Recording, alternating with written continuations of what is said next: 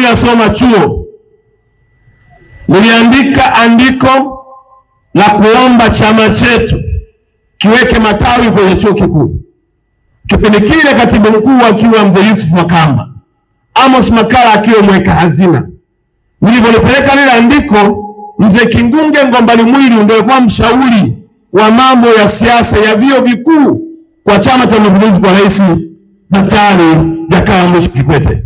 Baada ya kupeleka lile andiko, wakubwa walipolipitia wakasema hii akili kubwa lakini katika umri mdogo tunalibeba. Ndio chanzo cha kuanzisha matawi ya vyuo vikuu nchi nzima kutokana na kazi niliyofanya. Na kaka yangu Amos Makala akaja chuoni na kuanzisha. Kwa hiyo kisikia kuna mtu anasema mimi namshukuru kaka Makala alitulea, maana yake wazo lilianzia kwangu, nikaenda kwa kakangu Makala na wengine watoto wengi wakazaliwa ambao leo tunafurahia mara hapa. Yeye alihakikisha matawi yote ya vyuo vikuu yanapewa pesa, ikiwa pamoja na kuanzisha stationery. Na kwa sababu alikuwa mweka hazina asiyekuwa na mbaya, alifanya vizuri.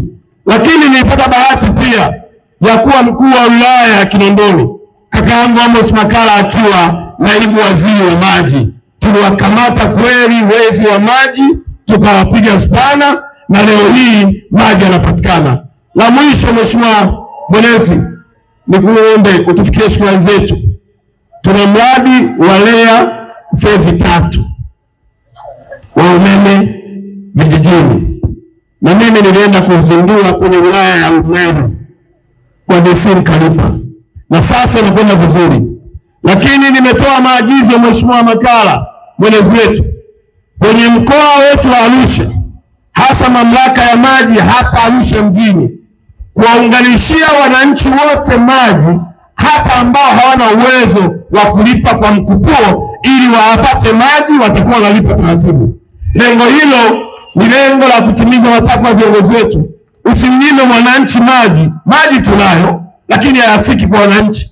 Unamwambia toa 200,000, toa 300,000, hana ya mkupuo. Kwa hiyo niliwapa mamlaka maelekezo ya kwamba hakikisheni mnawaunganishia maji wananchi, watakuwa wanalipa taratibu.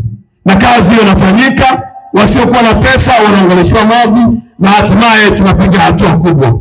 Jamani wananchi wa mkoa wa Arusha, ombi langu moja, tunakwenda kwenye uchaguzi. Uchaguzi hatumchagui mtu kwa dini yake, hatumchagui mtu kwa kabila lake, hatumchagui mtu kwa sura yake. Yako mambo yanayotusibu, yanayotupelekea kwa pamoja tuweke sauti yetu kwenye kula ya kwamba huyu tukimpa nafasi atatupa majibu. Na mimi niwaombe wananchi wa mkoa wote wa Arusha, tusikubali kuingia kwenye fujo. Mimi kama mkuu wenu wa mkoa natamani tuilinde Ikulu ya Amani nikiwa mwenyekiti wa kamati ya ulinzi na usalama ya mkoa.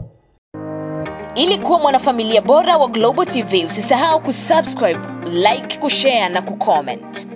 Baada ya kusubscribe, bonyeza alama ya kengele ili kupata taarifa kwa kila video inayopanda Global TV Online.